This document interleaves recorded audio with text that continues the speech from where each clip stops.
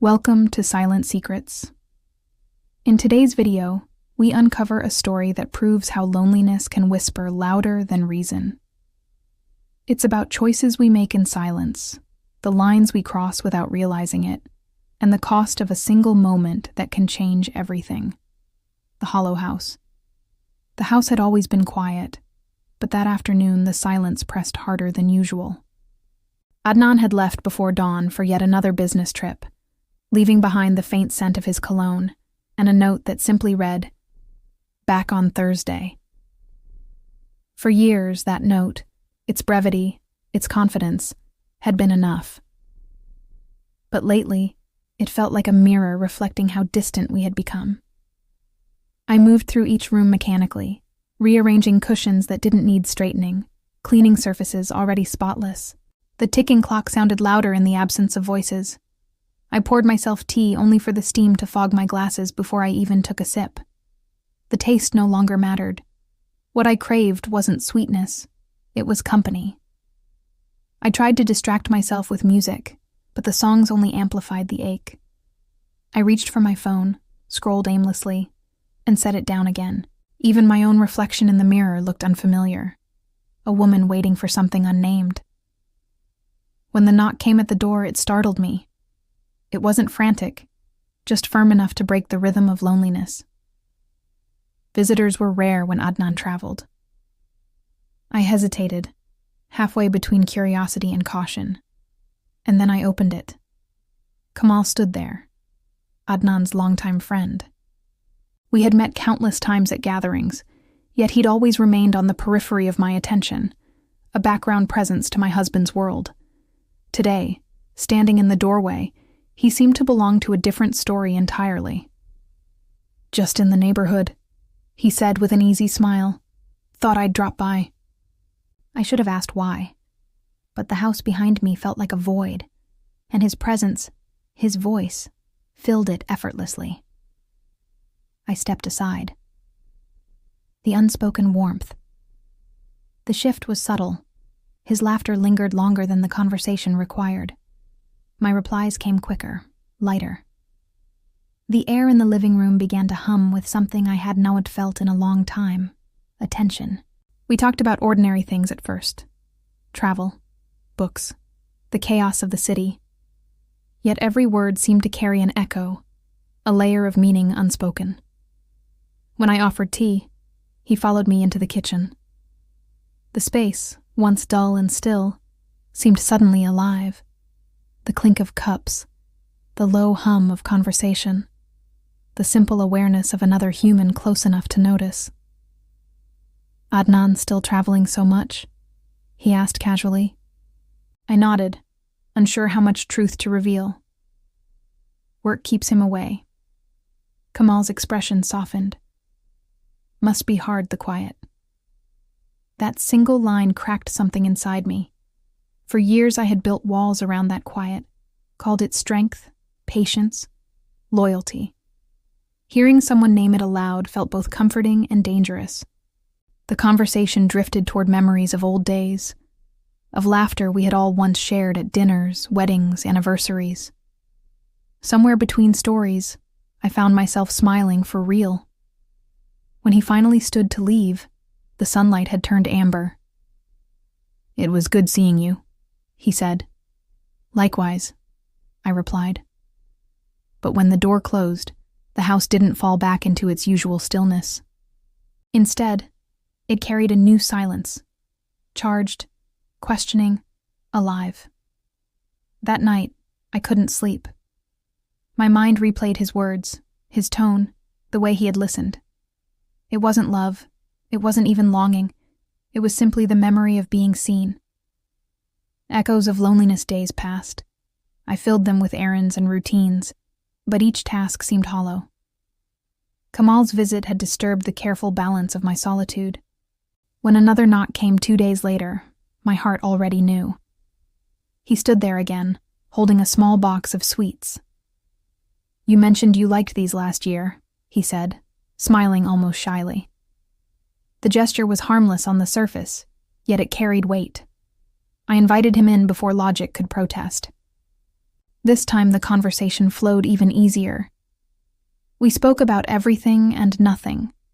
The strange weather, a film he'd seen, a recipe I wanted to try. Beneath it all ran an undercurrent we both felt but didn't acknowledge. He asked about Adnan again, but softly now. I told him he'd be away another week. The admission hung in the air, fragile and real. The evening light spilled across the floor, and suddenly the room felt smaller, warmer. I noticed details I hadn't before. The quiet steadiness of his gaze, the patience in his smile. For a long moment, neither of us spoke. Outside, children laughed in the street, a dog barked distantly, and life went on untouched. Inside, everything had changed. He finally broke the silence. "You deserve to be happy," he said. I wanted to laugh at the simplicity of it, at the way happiness could sound so attainable in another person's voice. But the words pierced deeper than they should have. When he left that night, the echo of his statement remained. I stood by the window long after, watching the streetlights flicker, realizing that loneliness had quietly turned into longing. Act 4. The following days blurred together. I told myself it was just friendship, harmless company between two people who understood solitude. But even as I repeated that lie, a new restlessness began to grow. Every sound at the door made my pulse quicken. Every evening without his visit felt longer than it should. When Kamal appeared again, I didn't pretend surprise. He brought laughter into the house again. Stories from his travels, old jokes I had forgotten how to finish. We sat in the living room, the same one that had always felt too large, and somehow it seemed perfectly sized for two. But in the midst of that comfort, a quiet battle raged inside me. One side whispered reason, loyalty, boundaries. The other reminded me of warmth, of being noticed, of a part of myself that still wanted to feel alive. At one point, our hands brushed when I passed him a cup. It was nothing, yet everything. I felt the tremor in my fingers long after. I rose quickly, busying myself with clearing dishes that didn't need clearing. Kamal watched silently, as though he understood without needing words. "I should go," he said softly. But neither of us moved. The silence stretched, thick with what might happen if we let it. Finally, he turned toward the door. "You don't have to be alone all the time," he said. After he left, I stood in the empty space he'd occupied, my heartbeat still uneven. I realized the danger wasn't in what had happened. It was in what almost had. The storm inside night. After night, sleep refused to come. My thoughts circled back to that moment, that almost. I told myself I was still in control, but the truth was more fragile. I began noticing small things. His messages checking in, the casual, "hope you're okay," that felt anything but casual. I told myself not to reply too quickly, not to seem eager, yet the phone always seemed to find its way back into my hands. Loneliness had transformed into anticipation, and anticipation was far more dangerous. Then one afternoon, the inevitable happened. I opened the door before he even finished knocking. The gesture surprised us both. His expression held questions. Mine held no answers. He stepped inside. This time there was no conversation to fill the air, only the shared awareness of everything unspoken. We talked, but the words felt like placeholders for something heavier. Guilt, desire, curiosity, fear. I told myself to breathe, to slow down, to remember the line I had promised not to cross. But the heart rarely listens to logic when it's starved. The room grew quieter until only our breathing filled the space. And then I stepped back, whispering the only truth I could manage. "This isn't right." He nodded. "I know." But neither of us moved away. The moment lingered, delicate as glass, threatening to shatter with a single wrong move. Finally, I turned away, forcing distance back into the room. You should go, I said, though my voice barely carried. He left. The door clicked shut, and I sank to the floor, shaking. I had not crossed the line, but I had seen it up close, and its gravity terrified me. The weight of silence. The days that followed were slow, heavy. I avoided my phone, avoided mirrors, avoided thinking too much. Kamal didn't visit again, though once I saw his car parked at the corner before driving away. I didn't know if I felt relief or disappointment. Adnan returned a few days later. He looked tired, distracted, unaware of the turmoil that had lived in our house while he was gone. He hugged me, a brief habitual gesture, and asked how things had been. Quiet, I replied, the word tasting strange in my mouth. That night, as he slept beside me, I lay awake staring at the ceiling, realizing that I had come dangerously close to betraying everything I once vowed to protect. The guilt wasn't for an act committed, but for the willingness that had almost let it happen. And worse, the loneliness hadn't vanished. It had simply changed shape. The final visit. Weeks passed. Life settled back into routine. Adnan traveled, returned, left again. I learned to fill the hours with work, reading, and the comfort of predictability. Until one afternoon, Kamal's message arrived. I just wanted to know you're okay. It took me an hour to decide whether to respond. When I finally did, the words were simple. I'm fine, thank you. But he came anyway. When I saw him standing at the door again, something inside me gave way. We talked for hours, about life, choices, regrets. There was no flirtation now, only honesty. Kamal confessed that he had tried to stay away, that our near mistake had haunted him too.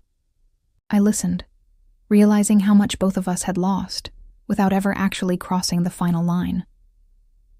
Before he left, he said quietly, sometimes what we don't do changes us more than what we do. His words lingered long after he was gone. Reflection. The house fell silent again, but it wasn't the same kind of silence anymore. It carried memory, warning, and understanding. I stood at the window, watching the evening sky fade into darkness. In the glass, my reflection looked older, not in years, but in knowledge. I had wanted warmth and found fire. I had sought comfort and found consequence. The loneliness was still there, but now it came with the knowledge of how close I'd come to losing myself to it.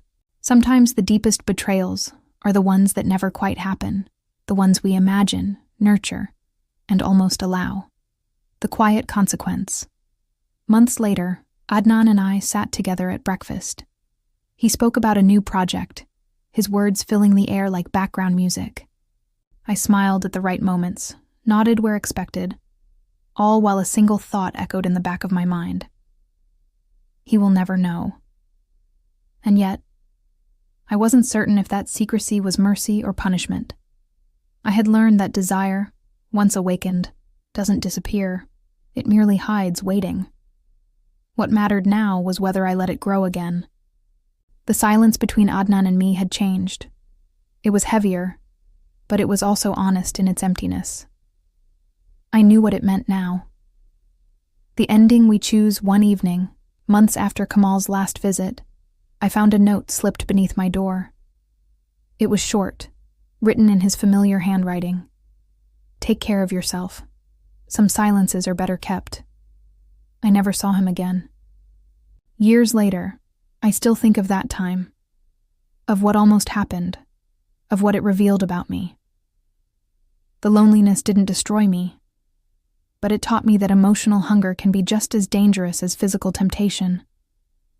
And in that lesson lay both my punishment and my peace.